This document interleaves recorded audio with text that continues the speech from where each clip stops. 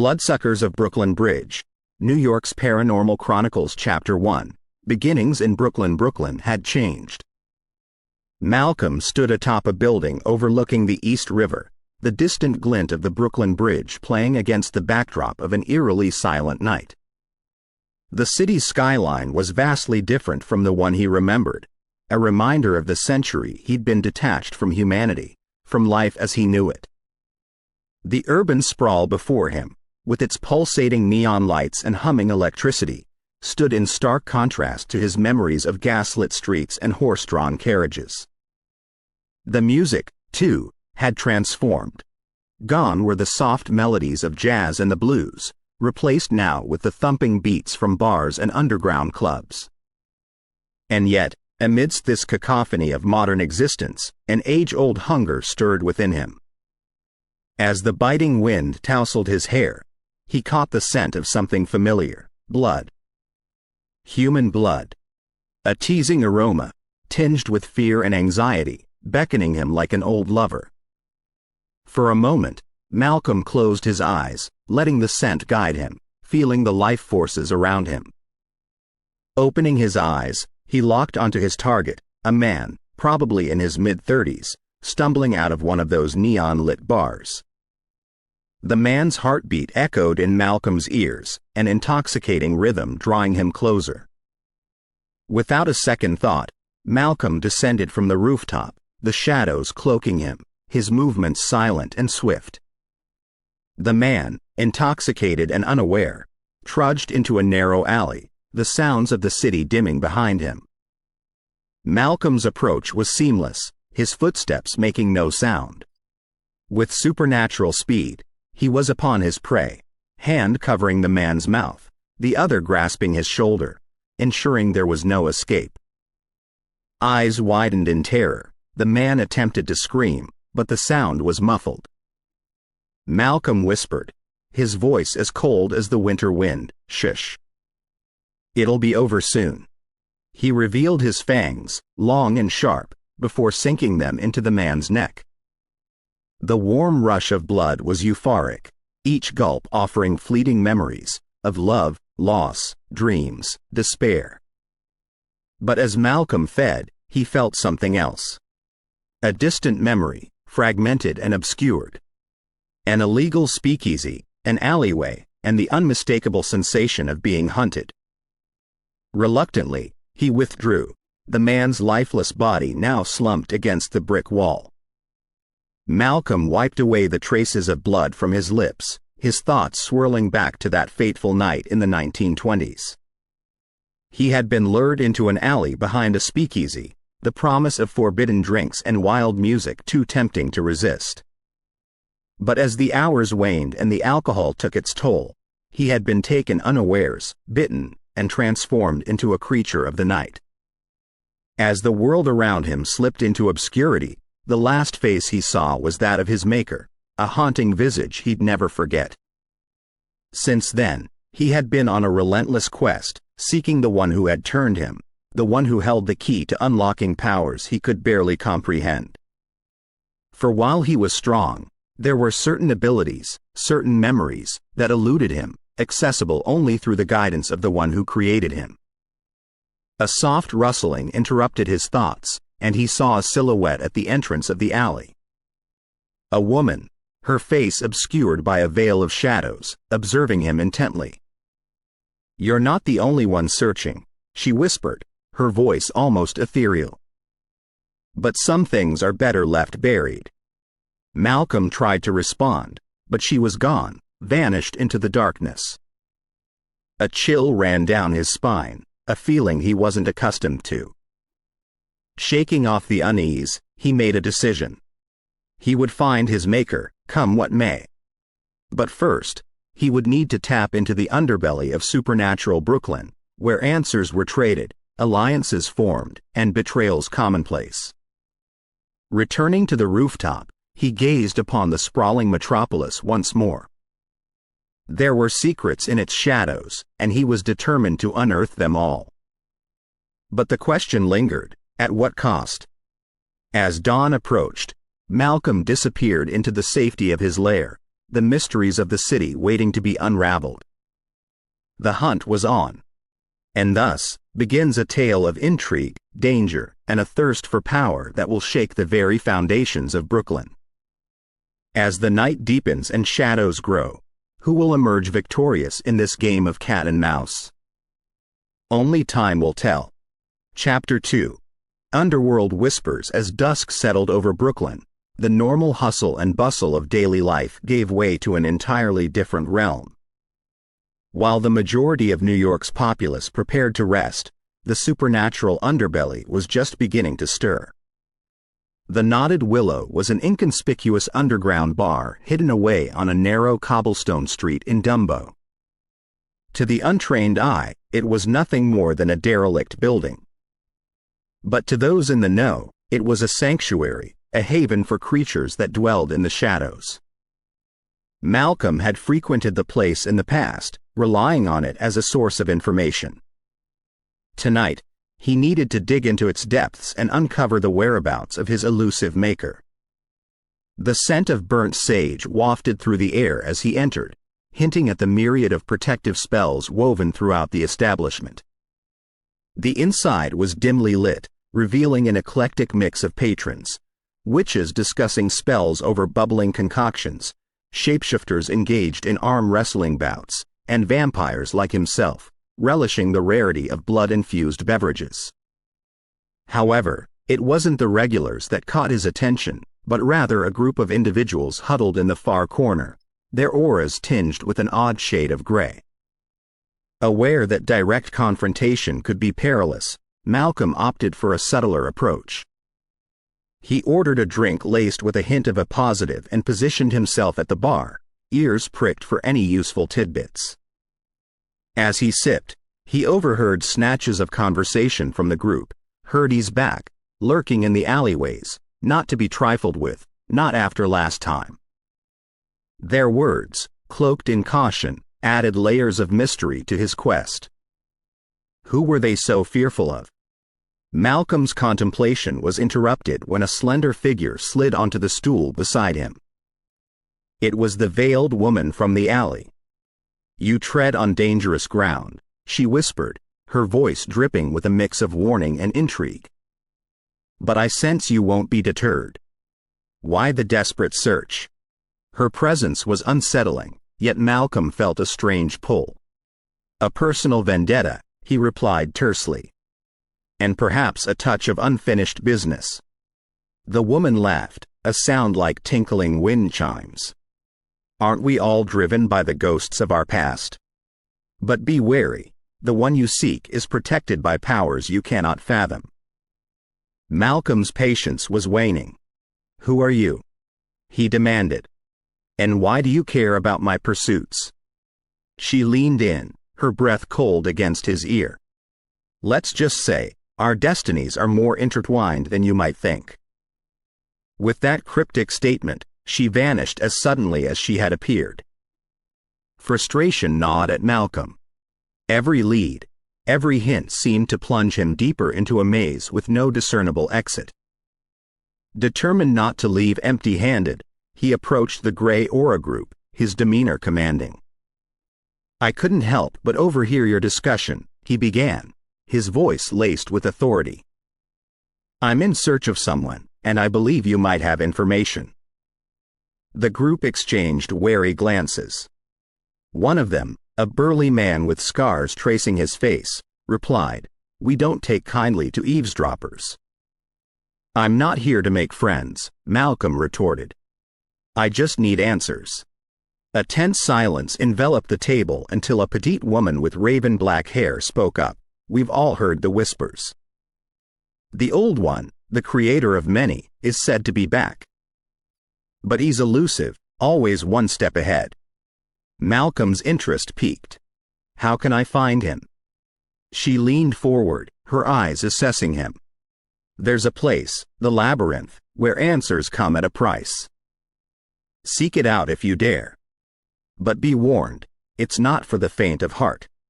The mere mention of the Labyrinth sent murmurs through the bar. Its reputation was infamous, known as a place where one could easily lose their way, or worse, their very soul. As Malcom exited the knotted willow, he was met with a chilling wind, whispering tales of old and warning of the treacherous path ahead. The labyrinth was his next stop, and he was filled with a mixture of dread and determination.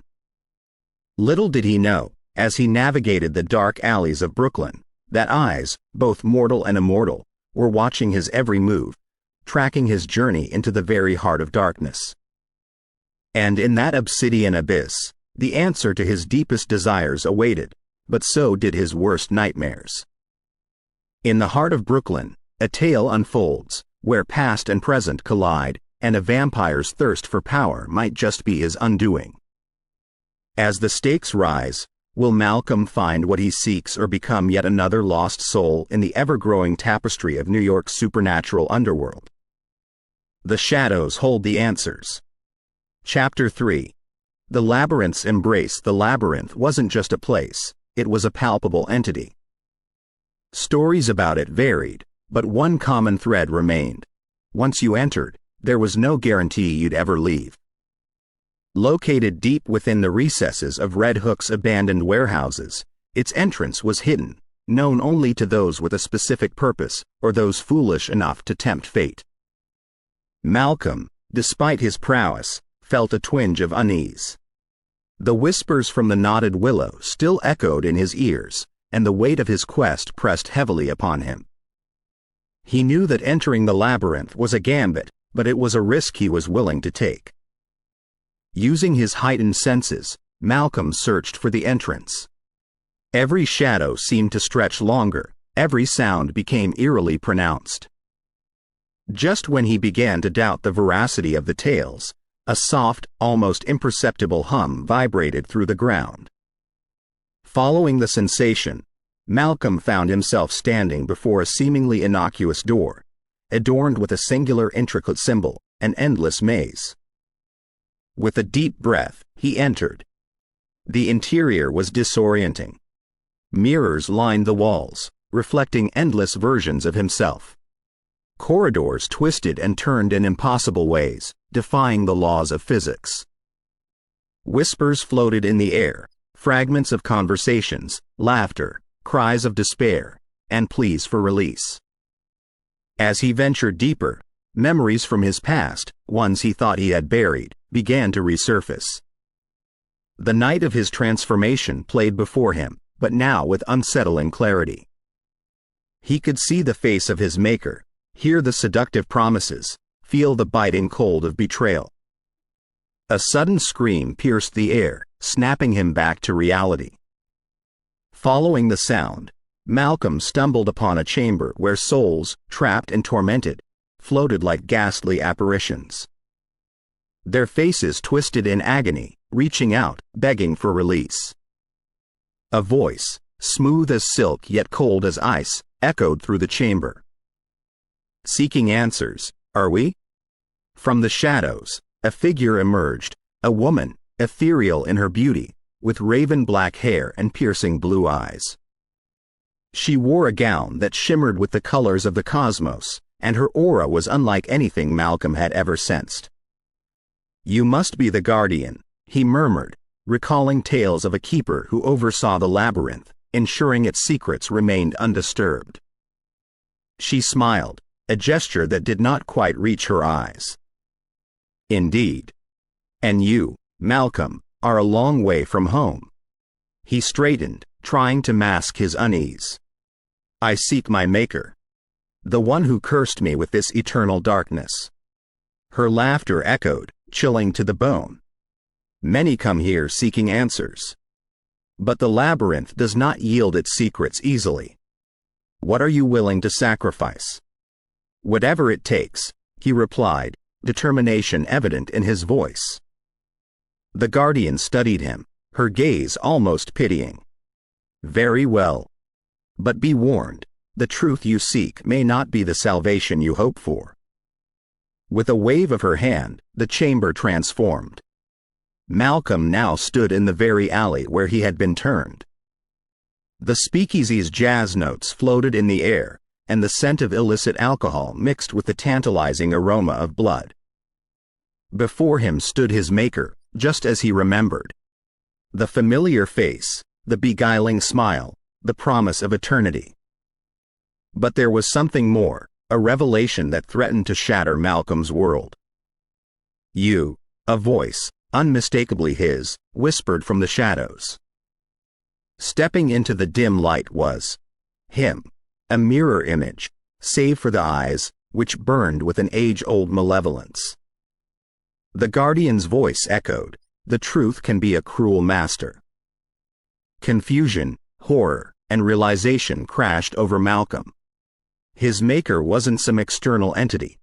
It was a fragment of himself, a darker, twisted version birthed from the depths of his desires and fears.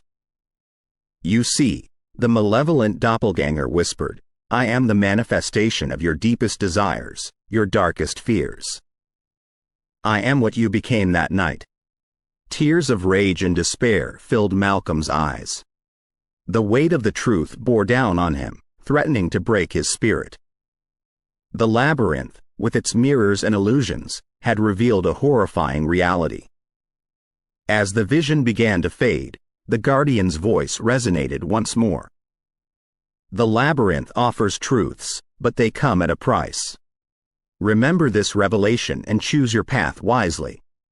Suddenly, the oppressive atmosphere of the labyrinth lifted, and Malcolm found himself outside, the cold Brooklyn air biting at his skin. The ordeal had left him drained, both physically and mentally. The realization that he had been chasing a ghost, a fragment of his own tortured psyche, was a blow. But with this knowledge came a newfound resolve. He would confront his past, accept the monster within, and strive for redemption. But as the first rays of dawn broke over Brooklyn, another truth became evident. The city's supernatural underbelly was far more complex than he had imagined.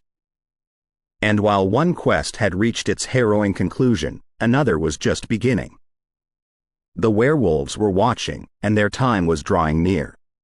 In the heart of the labyrinth's illusions, the lines between reality and nightmare blur. As Malcolm confronts his darkest self, a greater threat looms on the horizon. The streets of Brooklyn are awash with secrets, and as dawn breaks, the hunt intensifies. The game of predator and prey has only just begun. Chapter 4. Whispers in the shadows, the veil of night blanketed the city, muffling its never-ending heartbeat. Streetlights cast long and twisted shadows upon the concrete, and the iconic skyline of Manhattan loomed like silent guardians over the city.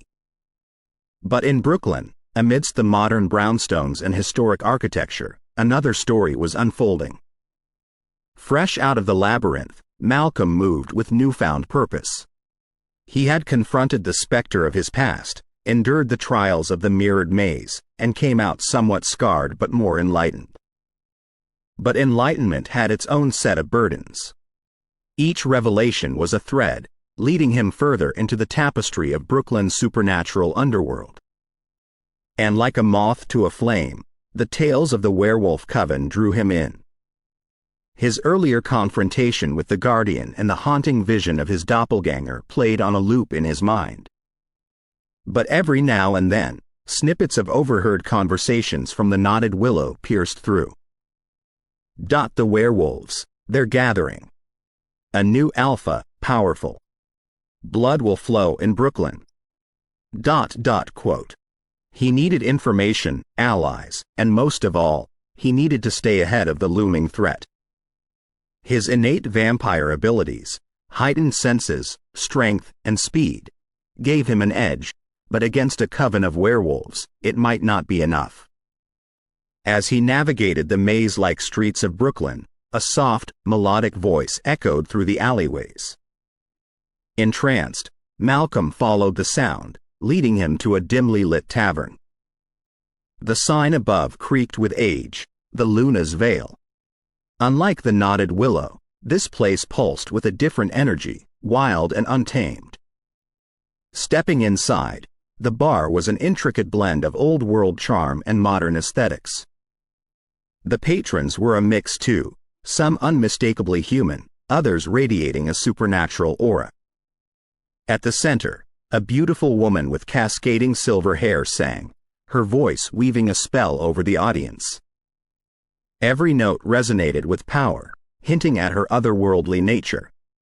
Malcom took a seat at the bar, eyes scanning the crowd. He overheard hushed conversations, snippets about the werewolves, territorial disputes, and the rising tension within the supernatural community. The bartender, a tall man with sharp features and a knowing glint in his eyes, approached. "What can I get you?" "Answers," Malcom replied, locking eyes with the bartender. A hint of a smile tugged at the bartender's lips. "You're far from the first, and you won't be the last. But be warned, knowledge has a price." Undeterred, Malcom leaned in. "I've heard whispers of a werewolf coven. I need to know more." The bartender's gaze became distant, as if weighing the implications. Finally, he spoke, "You tread dangerous ground. The werewolves have become bold, rallying under a new alpha. His name is Fenrir, and he seeks to expand his territory." "Fenrir," Malcom echoed. The name alone sent shivers down his spine. "Yes. He's not like the others. Rumor has it he's a direct descendant of the original werewolf lineage. His power is unparalleled, and he has the coven behind him." Malcom pondered this.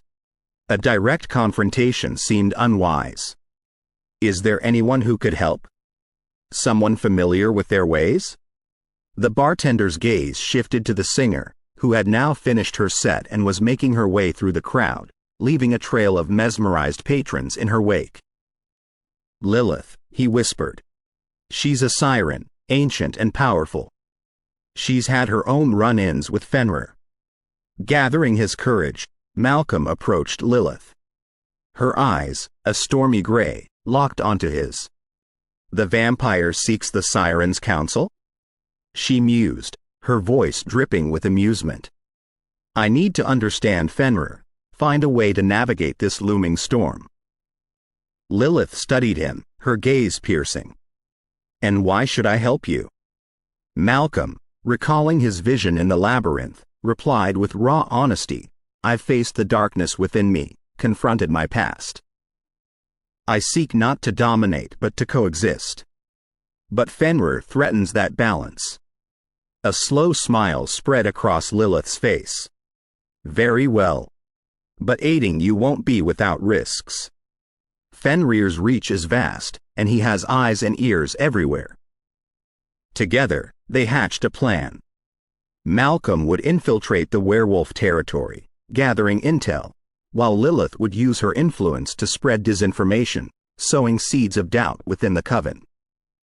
As dawn approached, Malcom set out, aware that he was diving deeper into a world where lines were blurred, allegiances shifted like shadows, and where every step could be a dance with death.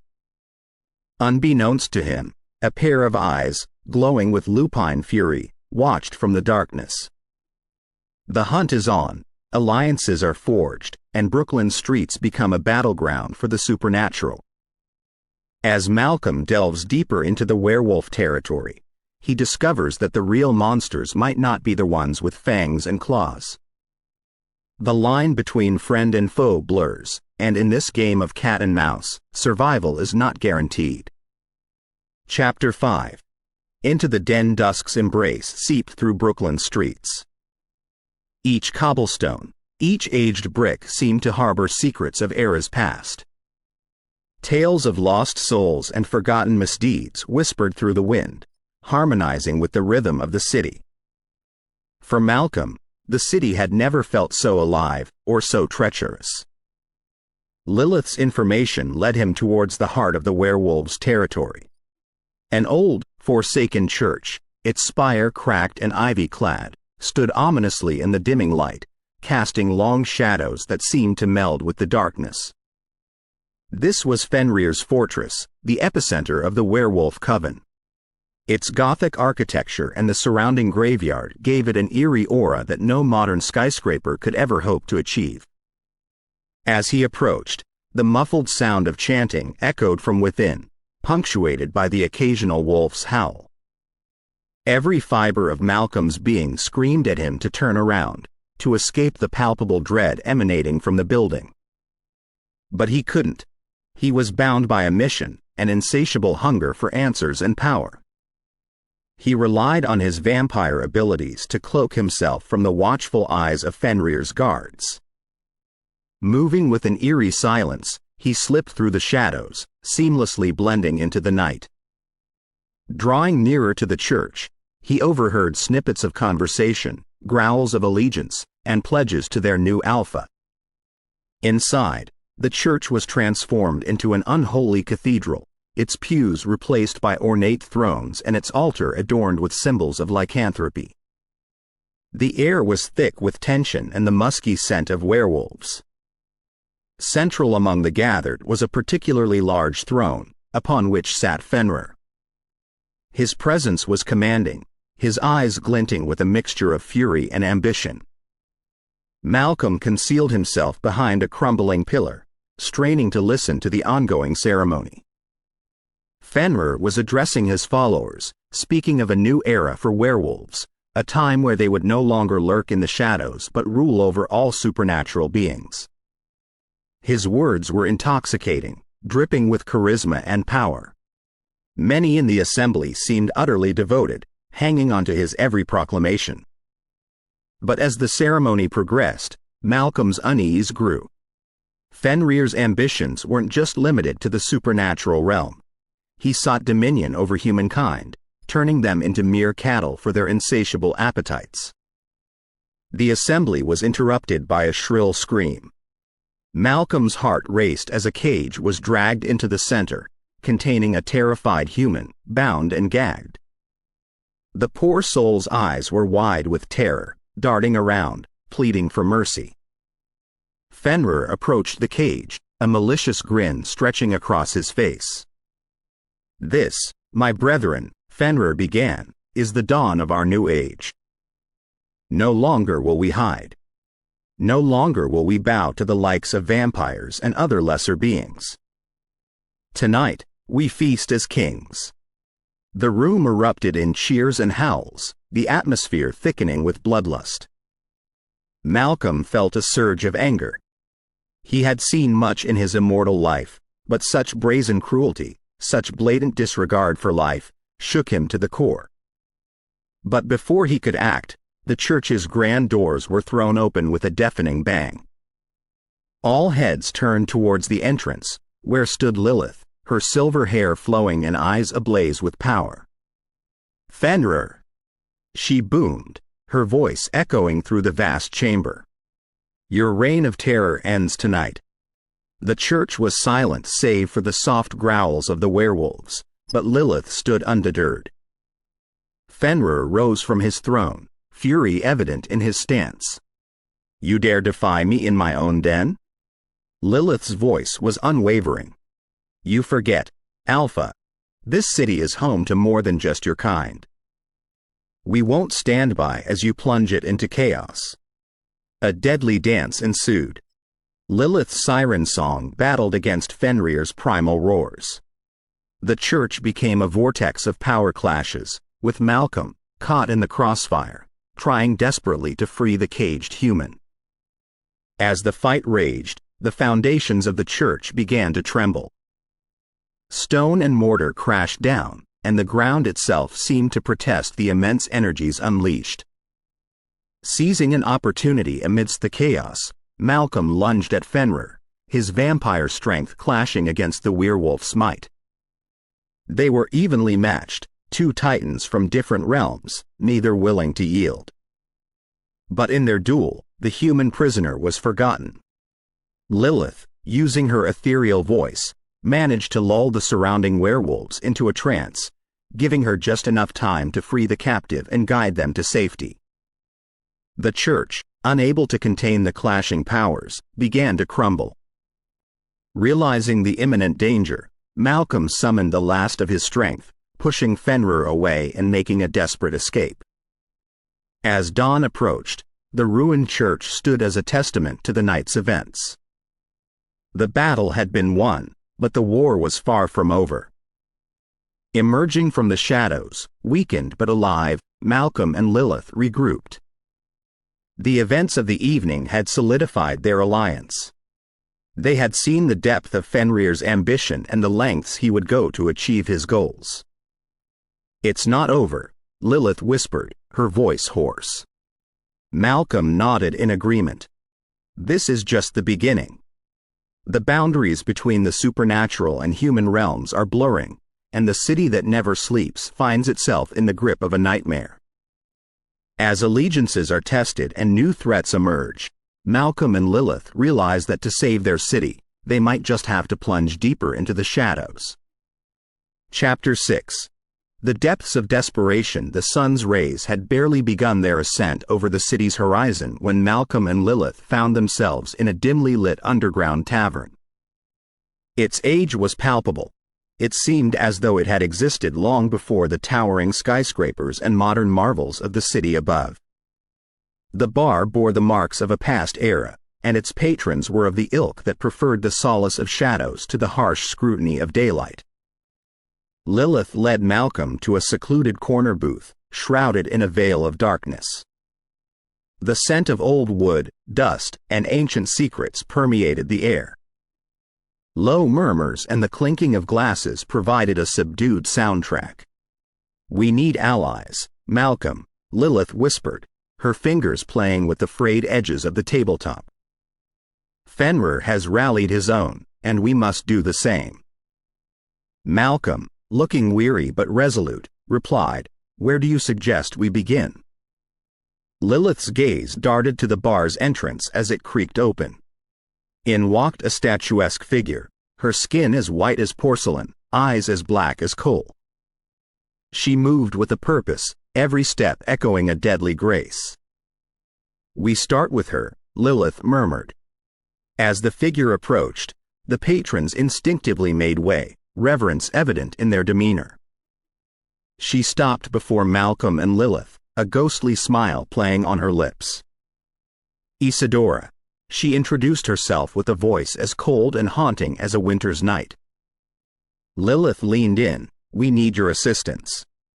Fenrir's ambition threatens us all." Isadora's piercing gaze met Lilith's. "And what's in it for me?" Before Lilith could respond, a chilling scream erupted from the far end of the bar. All heads turned to see a man, veins bulging, eyes wild, collapsing onto the floor. The room descended into chaos, with patrons scurrying and shouting, some trying to help, others attempting to flee. Through the panic, a figure emerged from the shadows, their eyes glazed over and mouth smeared with blood. A newly turned vampire, driven mad by the overwhelming thirst and unable to control his urges. He lunged at the nearest patron, teeth bared. Without a word, Isadora sprang into action. With an elegance that betrayed her power, she subdued the fledgling vampire, pinning him down with a strength that belied her slender frame. Malcom and Lilith, too, joined the fray, defending the patrons and pushing back against the growing threat. As quickly as it had begun, the skirmish ended. The bar was in disarray, chairs overturned, glass shattered. The fledgling, now restrained, whimpered in a mix of fear and insatiable hunger. Isadora, wiping a smudge of blood from her cheek, turned to Lilith. "This is Fenrir's doing. He's turning humans indiscriminately, creating chaos, making it harder for us to blend in." Lilith nodded gravely. "It's a strategy. While we deal with these distractions, he consolidates power." "We need a plan," Malcom stated, ever the pragmatist. "We gather the old clans," Isadora declared, her eyes blazing with newfound purpose. "The vampire houses that ruled before the treaties. They won't stand for this disruption." "But they haven't been united in centuries," Lilith countered. "Old grudges run deep." Isadora smirked. "Then it's time to bury old hatchets. Or better yet, redirect them." The trio, now a united front, set out with a new mission, rally the vampire clans against Fenrir's uprising. As they delved deeper into the city's underbelly, they encountered reminders of ancient feuds and bygone eras. Cryptic symbols marked territory, and whispered legends spoke of powerful vampires that once dominated, now lying dormant. Their first stop was the House of Dracul, a lineage rumored to trace back to the infamous Vlad the Impaler. The clan's current leader, a brooding figure named Valerian, listened with growing concern as they outlined Fenrir's plans. "You ask much," he rumbled, his deep voice echoing in the cavernous chamber. "The Dracul have long remained neutral. Why should we risk our safety?" Lilith, ever the diplomat, answered, "Because neutrality won't save you from Fenrir's vision. He sees all other creatures as beneath him. We either stand united, or we fall divided." Valerian pondered this, his gaze distant. After a prolonged silence, he finally nodded. "Very well. The Dracul will join your cause." With one clan on board, Malcom, Lilith, and Isadora moved swiftly, navigating the tangled webs of vampire politics. Some clans were hesitant, others outright hostile. But with each success, their coalition grew stronger. Yet, with every passing day, the evidence of Fenrir's influence became more blatant. Random attacks, both by werewolves and frenzied fledgling vampires, escalated. The city teetered on the edge of an all-out supernatural war. As they convened one evening in a decrepit library, poring over ancient texts for any advantage against Fenrir, a sudden crash resonated through the building. Silhouetted against the moonlit window was a massive figure, its lupine features all too familiar. Fenrir's voice boomed, filled with malice. "Did you really think you could rally against me unnoticed?" The room grew cold, tension palpable as battle lines were drawn. Malcom, Lilith, Isadora, and Valerian stood united, facing the looming threat of Fenrir and his growing legion. The city's fate hung in the balance, with darkness threatening to swallow all. But in this moment of despair, the bonds forged between ancient enemies ignited a glimmer of hope. The true battle for Brooklyn was about to begin. Chapter 7. The blood of allegiance amidst the stacks of dusty tomes. The atmosphere in the library grew thick with tension. The scent of aged leather and parchment mingled with the undeniable, metallic tang of fear. The dim glow from candles created a dance of shadows that played tricks on the eyes, making Fenrir's form seem even more imposing. Behind Fenrir, two massive wolves entered, their yellow eyes surveying the scene with malicious intent. They snarled, revealing sharp canines dripping with anticipation. Malcom took a step forward, his voice unwavering. "This is not your city, Fenrir. These are not your people." Fenrir laughed, a deep guttural sound that echoed ominously. "This city, like all others, will bow to my will. The old ways are dying, and a new order rises." Isadora, ever graceful, stepped alongside Malcom, her gaze never leaving Fenrir's eyes. "And what of the treaties? The accords that have kept peace for centuries?" "Paper and words," Fenrir sneered. "The time for diplomacy has passed. This city needs a true leader, not squabbling factions." Valerian, towering and silent until now, spoke. "You dare challenge the ancient houses? Our bloodlines have ruled since before your kind was even a whisper in the night." Fenrir smirked, his eyes darting towards the large window where the moon hung full and luminous. "Then let's see how they fare against the might of a full moon." As he spoke, a chilling howl pierced the night, soon joined by others in a haunting symphony. The werewolves, sensing their time of power, began to close in on the library. Realization dawned on Lilith's face. He planned this. The library is surrounded. Malcom, assessing the situation, moved towards an ornate door at the back of the library. "There's a way out," he whispered. "An old escape route for persecuted creatures of our kind." But as they moved towards the exit, Fenrir lunged, his transformation into a massive wolf nearly complete. Valerian met him head-on, the two colliding with a force that sent shockwaves through the room. Ancient bookshelves crumbled, their contents scattered. Isadora, using her preternatural speed, engaged the two wolves that had entered with Fenrir, her movements a blur. Lilith joined her, the two of them a whirlwind of deadly grace. Malcom, knowing that escape was paramount, beckoned the group towards the door. But as he touched the handle, a searing pain shot up his arm. Fenrir had planned for this as well. The door was ensorcelled. Thinking quickly, Malcom focused his mind, attempting to bypass the spell. Every second counted as the sounds of battle raged behind him. With a triumphant twist, the door clicked open, revealing a narrow, dimly lit tunnel. "Go!" he shouted, urging the group forward. Isadora and Lilith, having dispatched their foes, retreated towards the tunnel. Valerian, however, remained locked in combat with Fenrir. "We can't leave him," Lilith cried. Malcom, pulling her towards the tunnel, responded grimly. "We have to, or all is lost."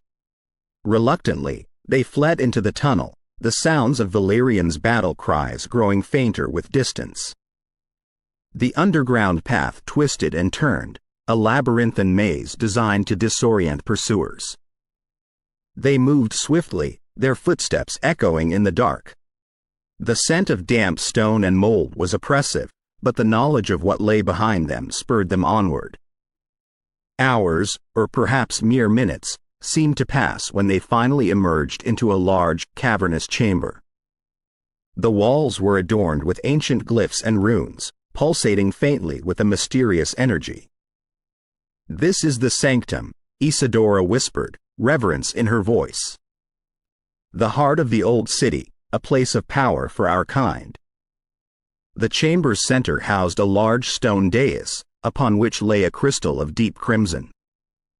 It glowed softly, illuminating the room with its eerie light. "The bloodstone," Lilith murmured. "Legend speaks of its power to unite our kind, amplifying our strength." Malcom approached the stone cautiously. "If we're to stand a chance against Fenrir, we must harness its power."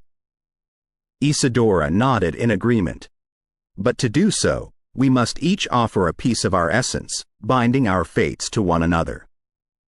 The weight of their decision hung heavy in the air. The act of binding was irreversible. Their souls would forever be intertwined. But with Fenrir's forces growing and the city on the brink of destruction, there seemed little choice. One by one, they approached the bloodstone, each slicing a palm and letting a few drops of their life essence fall onto the crystal. With each offering, the bloodstone's glow intensified, radiating a power that thrummed in the air. As the last drop fell, a blinding flash enveloped the chamber.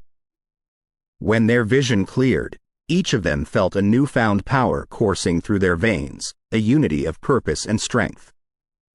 The balance of power had shifted, but the war was far from over. The night was still young, and the battle for Brooklyn raged on. Chapter 8. Secrets of the Shadows. With the Bloodstone's power now coursing through them, the group felt invigorated, their senses heightened and their strengths amplified. But with power came a cost. Malcom could feel the pull of the other members in his mind, a constant, gentle tug that reminded him of their binding. For better or worse, their fates were now entwined. "We need to move," Isadora said, her eyes darting towards the exit. "Fenrir will know of our presence soon enough." As they made their way out of the sanctum, a sense of urgency propelled them forward. Malcom could feel the city's heartbeat, its energy thrumming through the underground tunnels. But he could also sense a looming darkness, a shadow that threatened to engulf everything. They emerged from the tunnels into a part of Brooklyn that had been untouched by time. Cobblestone streets, lined with gas lamps and old-world architecture, sprawled out before them. But amidst the vintage beauty was a palpable tension. Residents hurried inside, their faces marked with fear. "He's claimed this territory," Lilith whispered. "The city's very essence is shifting." A chilling howl echoed in the distance, growing louder as more voices joined the haunting symphony. The werewolves were on the hunt. Isadora, always observant, noticed a pattern amongst the shadows. "Look," she whispered, pointing towards a building adorned with a faded sign that read, "Brooklyn Historical Society." Shadows flitted and swirled around its entrance in a mesmerizing dance. "That's a sign," Malcom said. "The shadows are trying to tell us something." Without hesitation, they approached the building. As they neared, the shadows converged, forming a face, its features distorted but eerily familiar. "Valerian. Seek the keeper," the shadowy visage murmured before dissipating. Inside, the building was a treasure trove of history. Old maps, artifacts, and documents chronicling Brooklyn's past lined the walls. Lilith, her fingers brushing over an ancient tome, felt a rush of memories. "The keeper," she murmured. "The guardian of history and lore." With a newfound purpose, the group scoured the building. In the heart of the structure, they stumbled upon a hidden chamber, its entrance marked with the same runes they'd seen in the sanctum. Inside was a frail, elderly man, his eyes clouded with age but shining with intelligence. "I've been expecting you," he rasped. Isadora approached him, reverence in her eyes. "You're the keeper." The man nodded. "Time is short. Fenrir seeks an artifact, one that will amplify his powers tenfold. You must stop him." He handed Malcom an ornate box, its exterior covered in intricate carvings. Inside was a pendant, its stone a swirling vortex of darkness. "The heart of the night," the keeper whispered. "With it, Fenrir will be unstoppable." Lilith frowned. "Why give it to us?" The keeper's eyes met hers. "You, bound by the bloodstone, are the only ones who can safeguard it. But beware, its power is seductive. Do not let it consume you." Emerging from the chamber, the group felt the weight of their responsibility. The city's fate rested in their hands. Night had fallen, casting Brooklyn in a blanket of darkness. The moon, now a blood-red hue, hung low in the sky. The streets were deserted, save for the menacing forms of werewolves patrolling the area. Fenrir's reach was growing. "Every minute we delay, Fenrir's grasp strengthens," Malcom said, urgency in his voice. "We need to find him." A series of rapid, coordinated moves brought them to a large, abandoned factory. Its towering chimneys belched smoke, and the distant sounds of chanting reached their ears. "This is it," Isadora whispered. Drawing on the Bloodstone's power, the group moved stealthily, avoiding the numerous werewolf guards. But as they neared the heart of the factory, they found themselves surrounded. Fenrir, now fully transformed into his monstrous wolf form, stood at the center, a sinister grin on his face. "I've been expecting you," he growled. Isadora, thinking quickly, threw the pendant into the air, using it as a distraction. Malcom lunged at Fenrir, the two locked in a deadly dance of fangs and fury. Lilith and Isadora engaged the other werewolves, their movements a blur of precision and power. But despite their efforts, the odds were overwhelming. Just as it seemed hope was lost, a series of loud, piercing howls echoed throughout the factory. Valerian, leading a faction of vampires, burst onto the scene. The tide of battle shifted. With their combined forces, they began to overpower Fenrir's pack. Fenrir, sensing defeat, made a desperate grab for the pendant. But Malcom, drawing on the Bloodstone's strength, intercepted him. The two grappled, but with the combined might of the Bloodstone and the Heart of the Night, Malcom was unstoppable. With a final, powerful move, he subdued Fenrir, leaving him weakened and defeated. With Fenrir's forces vanquished, a sense of calm returned to Brooklyn. But the battle had taken its toll. The city was scarred, its residents traumatized. As dawn broke, the group gathered on a rooftop, overlooking the city they had fought to save. "The war is far from over," Valerian murmured.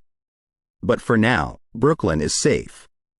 And as the sun's first rays touched the city's skyline, a new day, filled with hope and promise, began. Chapter 9. Betrayed by nightfall, Brooklyn had experienced a night of unending terror, and now the tentative rays of morning sun seemed like a mockery. Malcom, now holding the Heart of the Night, felt its cold weight against his chest. The pendant was both beautiful and treacherous, its swirling vortex promising power and perils alike. They'd barely had time to regroup before Valerian pulled Malcom aside. "The heart can't stay here.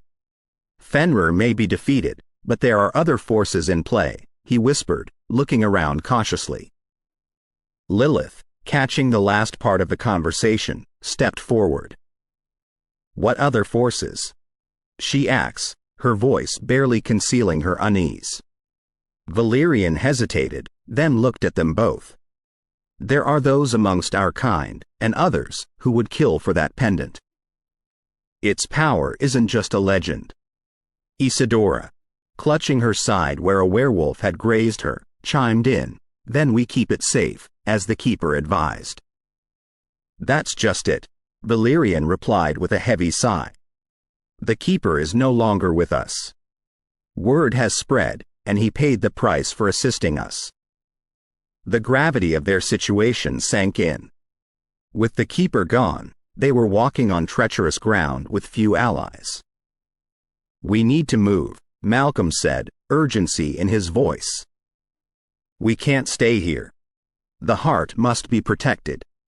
Isadora, trying to keep the group focused, suggested the catacombs.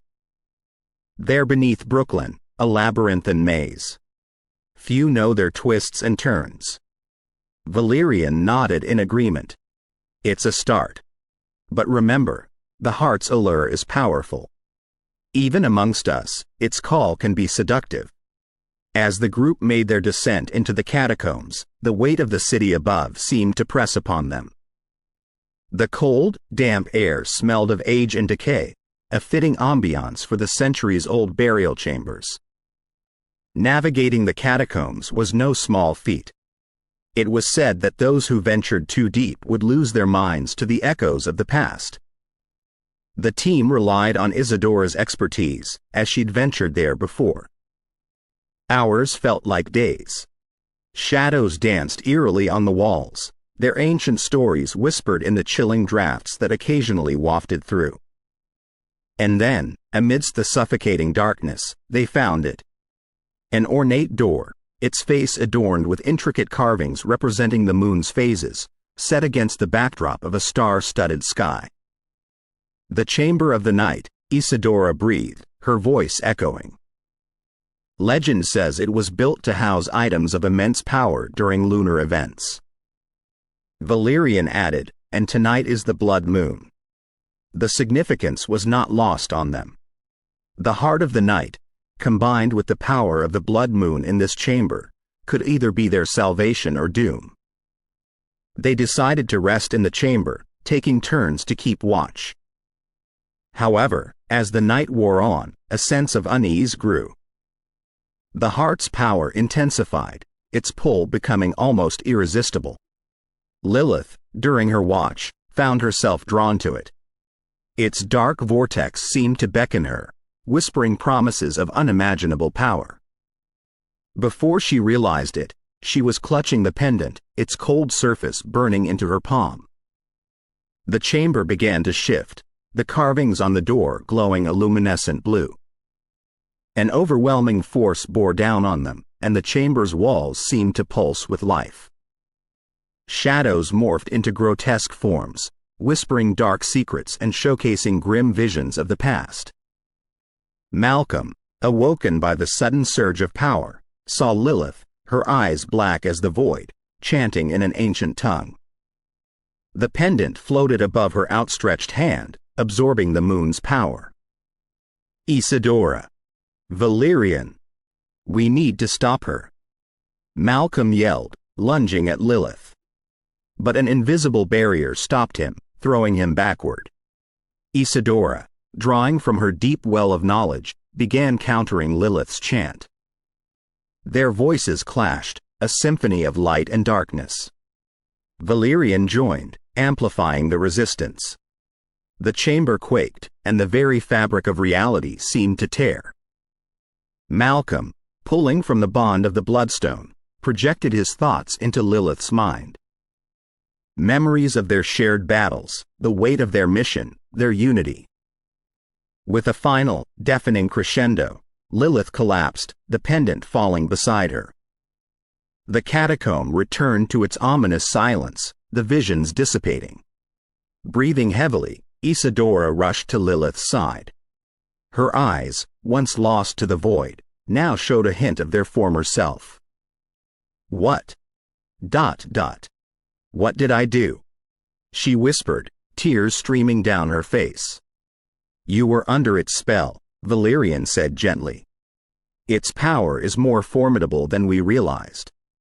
Isadora, her voice stern, declared, we can't keep it. We need to find a way to neutralize its power. Malcom, looking at the pendant with a mix of reverence and fear, nodded. We will. But first, we need to leave this place. As they made their way out of the catacombs, dawn approached. The ordeal of the night weighed heavily on their shoulders. The road ahead was uncertain, with enemies lurking in every shadow. But for now, they had each other, and the determination to protect their city at all costs. The battle for Brooklyn was just beginning. We hope you have enjoyed our storytelling offering tonight.